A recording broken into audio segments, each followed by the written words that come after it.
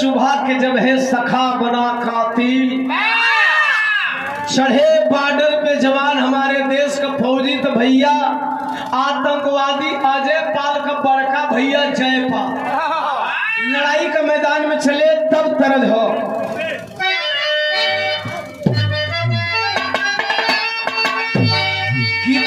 गोरखपुर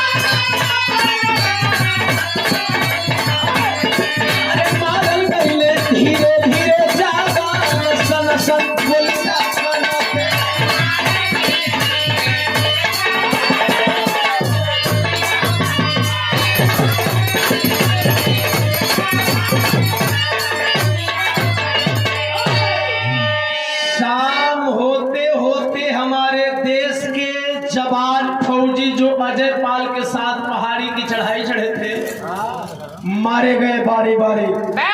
अकेले अजय पाल मोर्चा संभाल रहा था, तब तक से शाम को एक गोली आई है सनसनाती हुई और सीना को चीर करके पार हो गई। धरातल पे बेहोश गिरा है। आधा घंटा तक इधर से अब कौनो जवाबी कार्रवाई नहीं भयल। ऊपर से दो आतंकवादी निरीक्षण करने आए और घायल जयपाल को उठा लिया।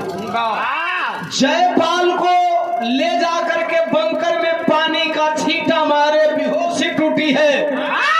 एक आतंकवादी ने आवाज लगाया, जयपाल तुम चाहो तो अपनी जिंदगी बचा सकते हो, इसके लिए एक ही काम करना पड़ेगा, तुम्हें बताना होगा कि कल के मतलब हो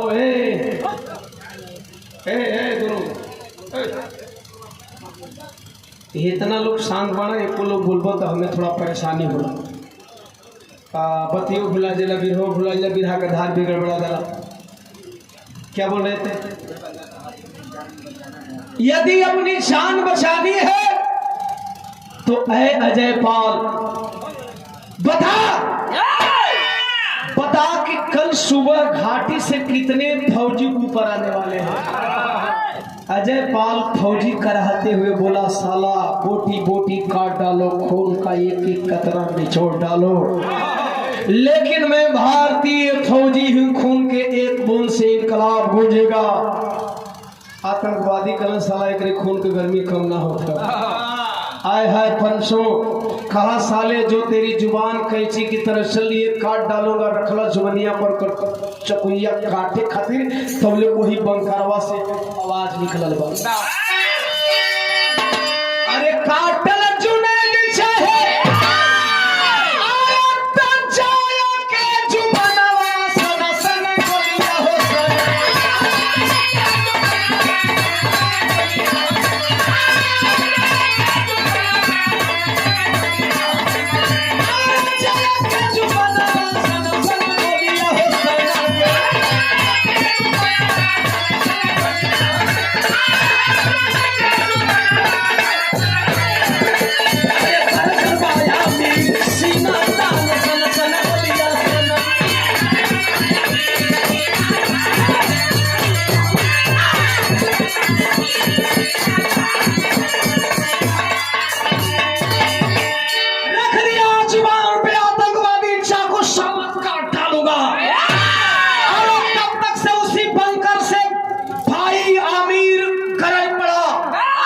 खबरदार सुने, जो तूने मेरे भाई के गर्दन पे जीभ काटी थी। जुनैदवा आतंकवादिया कहलस, कबे साले नाम तो तू आमिर रखा है और समक्ष में बोल रहे हो, क्या तू आतंकवादी नहीं है क्या? कहा नहीं, आतंकवादी नहीं हूं। कहा तू पाकिस्तानी नहीं है क्या? कहा पाकिस्तानी भी नहीं हूं। जुनैद बोला साला तू मुसलमान भी नहीं है क्या? कलश मुसलमान हूं लेकिन बनावटी हूं। जिनमें के लड़कों बनवाइला सर रेडीमेड बनवाए। कहा तो आखिर तू आतंकवादी क्यों बना? कहा तो सुनो, कहे जे ही दिन करनवा, अरे पापा के मरनवा के जानली हो, अरे वही दिन मनवा में ठानली हो कि वही राती पहली अपना घरवा खड़ा राजा जैसे आतंकवादी बनली हो।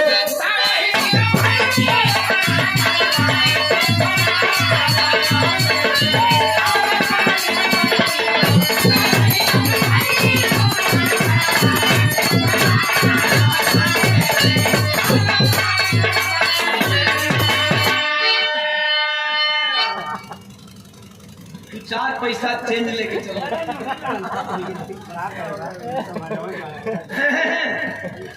चेंज रही तो ज्यादा नुकसान ना हो। चाप चेंज जना रहेगा तो घाटा लगा। गौर करना, कहा जिस दिन मुझे पता चला कि मेरे बाप को तुम्हारे साथियों ने मारा है, साले उसी दिन मैंने आतंकवादी बनने का जिद ठाना और कटवा छटवा के आतंकवादी बने।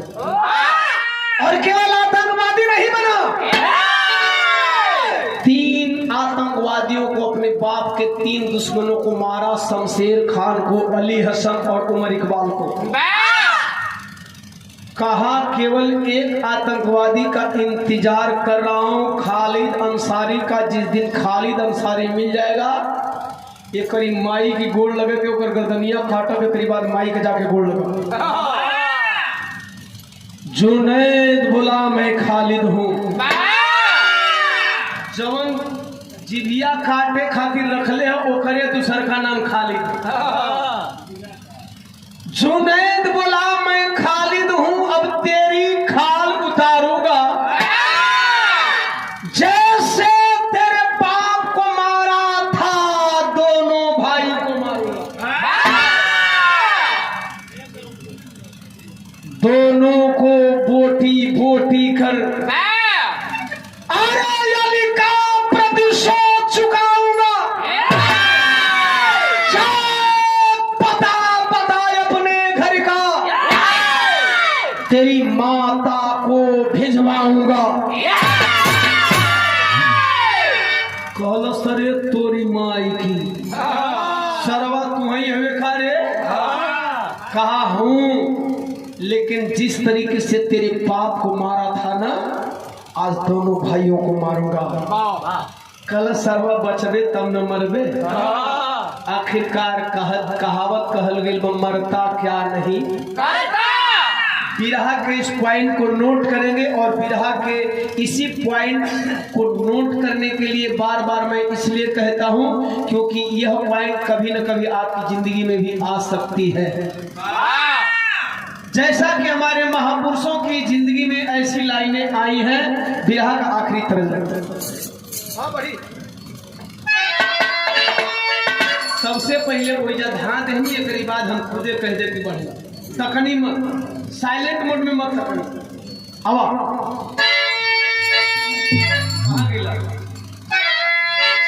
एक मेरी तू पहुंचे आओ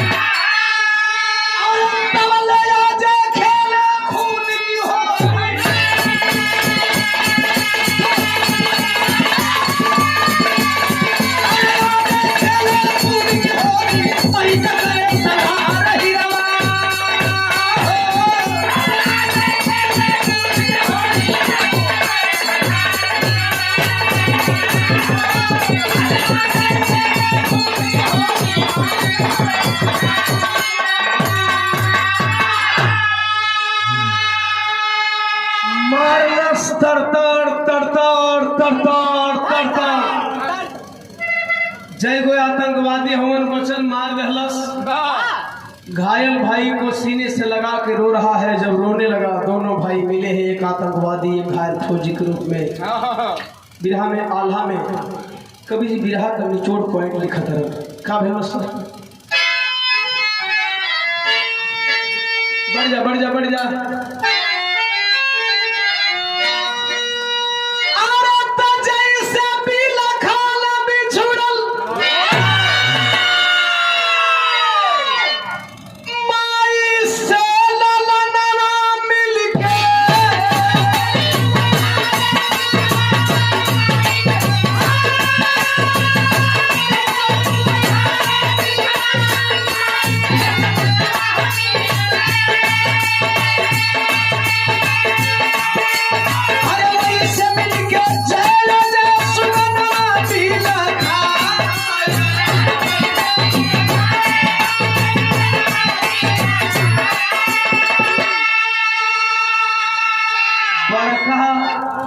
भाई छोटका भाई से बहुत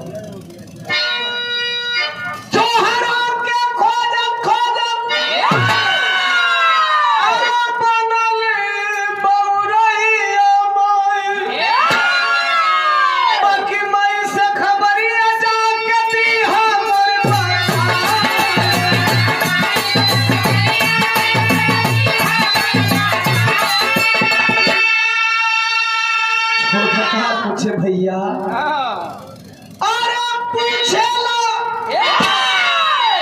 आज का नाराज हमसे भैया बोले जय भैया मर पर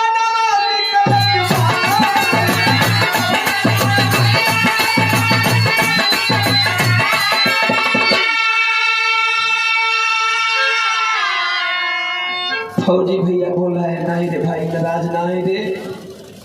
माई से जाकर बता दे कि तो फौजी भैया गोली खा लेलस।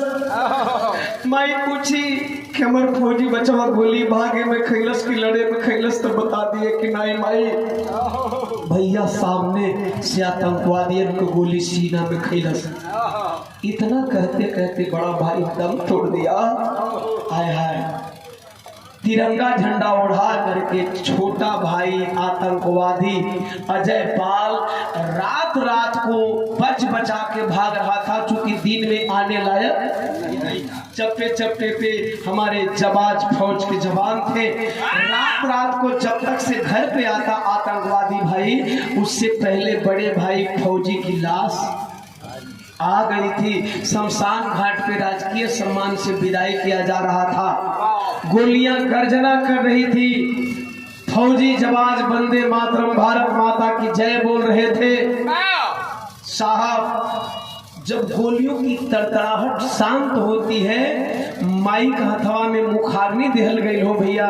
जब मुखाग्नि देने की बारी आई, माई अगिया देने से पहले रोने लगल। साहब को दूगो चिता जला सजा देता। साहब फौजियों से सवाल करिए,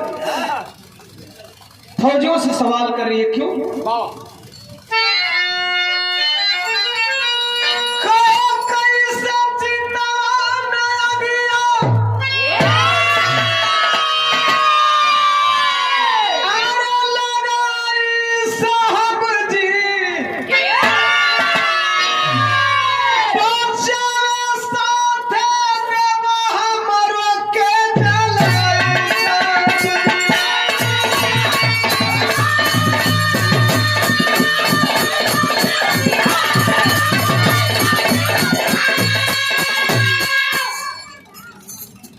अब माई रो रो के ये कहते तो वही भिड़िया में लेते हो आवाज मुहम्मा में लगिया। अरे लगावा मोरी माई,